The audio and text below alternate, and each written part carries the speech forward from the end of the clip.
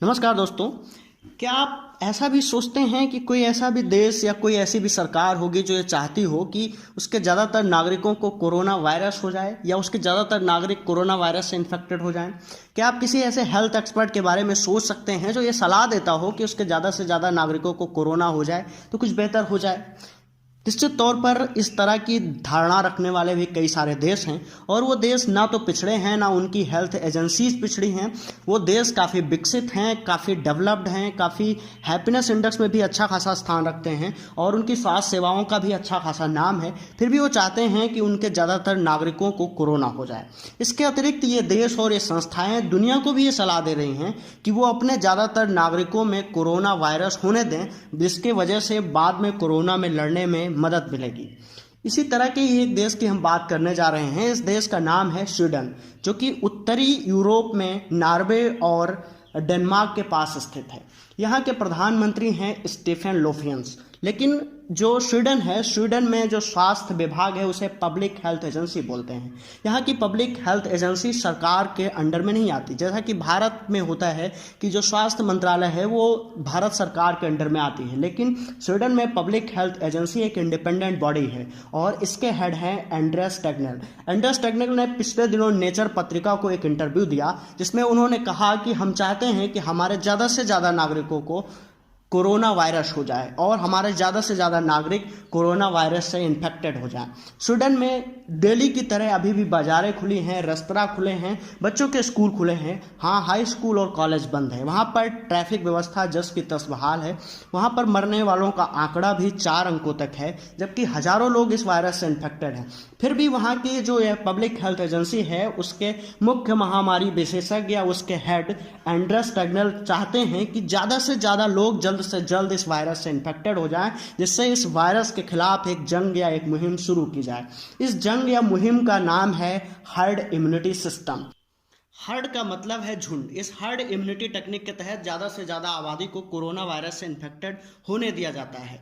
जो स्वीडन है वो चाहता है कि उसकी 60% या इससे ज़्यादा आबादी कोरोना वायरस से इन्फेक्टेड हो जाए, जिसके बाद उसके अंदर एक सेल्फ इम्यूनिटी डेवलप हो या सेल्फ एंटीबॉडी डेवलप हो। स्वीडन भी चाहता है कि जब ये इम्यूनिटी लोगों में डेवलप हो जाएगी तो फिर उसके बाद कोरोना की चेन तोड़ना आसान होगा। जब 60% लोग कोरोना के विरुद्ध एक इम्यूनिटी डेवलप कर लेंगे तो 40% बची हुई जनता खुद से सेफ हो जाएगी और कोरोना जो है उसकी चेन ब्रेक हो जाएगी। कई देश इस हर्ड इम्यूनिटी टेक्निक पर सोच रहे हैं और कुछ देशों ने इस पर प्रयोग भी किया है। जैसे कि यूके में मार्च के महीने में प्रधानमंत्री बोरिस जॉनसन ने इस हर्ड इम्यूनिटी टेक्निक को लेकर बयान दिया था, लेकिन कुछ ही दिनों बाद यह प्रयोग रोक दिया गया क्योंकि ब्रिटेन की ज़्यादातर आबादी बुजुर्गों से भरी हुई है। इस हर्ड इम्यूनिटी टेक्निक के कई सारे नुकसान भी हैं और कई सारे फायदे भी हैं। हर्ड इम्यूनिटी टेक्निक को लेकर स्वीडन के पब्लिक हेल्थ एजेंसी के हेड ने नेचर पत्रिका से कहा कि अभी इस टेक्निक के बारे में कुछ कहना जल्दबाजी है। किसी ना किसी प्रकार हर देश को यहाँ तक पहुँचना है, क्योंकि लॉकडाउन किसी भी तरह से इस समस्या का समाधान नहीं है। हम कब तक 5 बटन दबाए रखेंगे? लेकिन इस समस्या के साथ एक रिस्क भी है, एक खतरनाक भी हो सकता है ये टेक्निक अप्लाई करना। इस टेक्निक के जो वीक पॉइंट है या जो इससे नुकसान हो सकता है उसके बारे में भी हम जान लेते हैं। अगर ये टेक्निक हम अप्लाई करते हैं तो काफ़ी लोगों के मरने के खतरे हैं। जो लोग एंटीबॉडी नहीं डेवलप कर पाएंगे या जिनकी इम्यूनिटी कमज़ोर होगी वो मारे जा सकते हैं, वो सेवियर कंडीशन में आ सकते हैं। इसमें बुजुर्ग भी हो सकते हैं, छोटे बच्चे हो सकते हैं, डायबिटीज़ के पेशेंट हो सकते हैं, अस्थमा के पेशेंट हो सकते हैं, हाई बीपी से ग्रसित लोग हो सकते हैं, दिल के मरीज हो सकते हैं। साथ ही साथ अगर भारत जैसे बड़े देश में इस टेक्निक को अप्लाई किया गया तो बड़ी संख्या में इन्फेक्टेड लोग होंगे जिन्हें इलाज की अस्पताल की ज़रूरत होगी और भारत की जो स्वास्थ्य व्यवस्था है वो इलाज, अस्पताल और बेड जो है मुहैया नहीं करा पाएगी।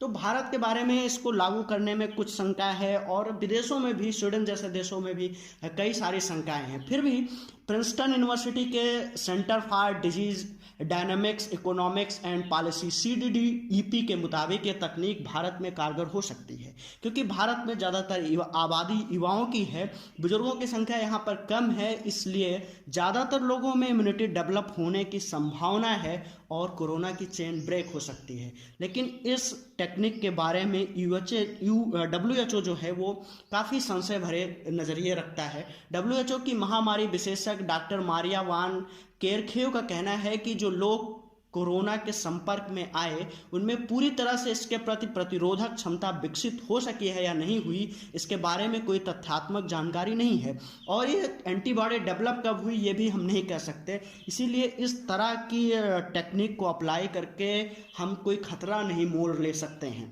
फिर भी दुनिया में ये चर्चा आम है कि ये लॉकडाउन, जिसे कि 5 बटन कहा जा रहा है, इसे हम कब तक लागू रखेंगे, इससे देश की आर्थिक हालात पर क्या असर पड़ेगा। कई सारी संस्थाओं और यूएन का भी मानना है कि इस लॉकडाउन से कई करोड़ लोग दुनिया भर में भूखमरी के शिकार हो जाएंगे और करोड़ों लोग भूखों मारे जा सकते हैं। तकरीबन 5 से 3 करोड़ या 5 करोड़ लोग भूख से मर सकते हैं और कहीं ये संख्या जो है वो कोरोना से इन्फेक्टेड और कोरोना से मरने वालों की संख्या से ज़्यादा तो नहीं हो जाएगी। इसीलिए हर्ड इम्यूनिटी टेक्निक के बारे में कई सारे विकसित और विकासशील देश सोच रहे हैं। अगर स्वीडन का प्रयोग सफल होता है तो ये कई देशों में आगे भी बढ़ाया जा सकता है।